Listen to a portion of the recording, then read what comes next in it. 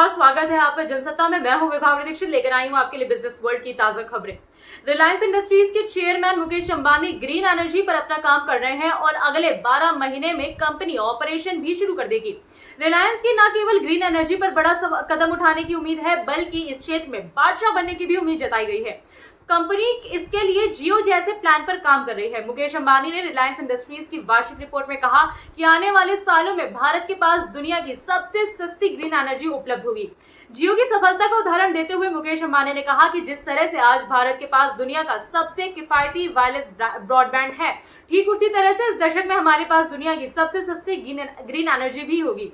फिर इन समाधानों को अन्य देशों में निर्यात किया जाएगा, जिससे उन्हें कार्बन उत्सर्जन को रोकने में मदद मिलेगी। अधिक सामर्थ्य और प्रतिस्पर्धी लागत संरचनाएं ग्रीन एनर्जी समाधानों को बड़े पैमाने पर अपनाना सुनिश्चित करेंगी।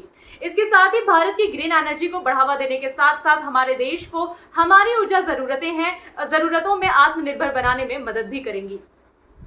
दुनिया भर के यूजर्स को मंगलवार सुबह गूगल की कई सारी सर्विसेज को इस्तेमाल करने में परेशानी हुई। अल्फाबेट इंक के मालिकाना हक वाला सर्च इंजन गूगल कुछ देर के लिए डाउन हो गया और हजारों यूजर्स पर इसका असर पड़ा।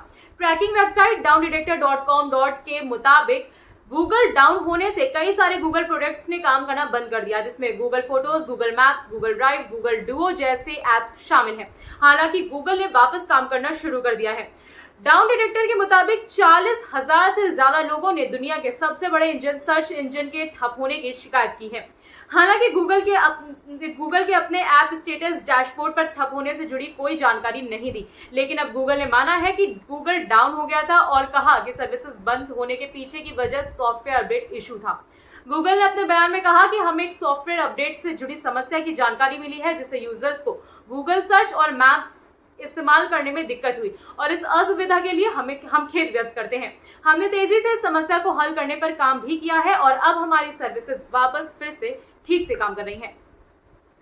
रिजर्व बैंक ऑफ इंडिया ने पूरे देश में कुल 8 बड़े बैंकों पर जुर्माना लगा दिया है। ये सभी 8 बैंक कोऑपरेटिव बैंक हैं, जिसमें छत्तीसगढ़ राज्य सहकारी बैंक, गोवा राज्य सहकारी बैंक, गढ़ा सहकारी बैंक, यवतमाल शहरी सहकारी बैंक, जिला सहकारी केंद्रीय बैंक, वरुद शहरी सहकारी बैंक, इंद्रापुरी शहरी सहकारी बैंक और मेहसाना अर्बन कोऑपरेटिव बैंक के नाम शामिल हैं।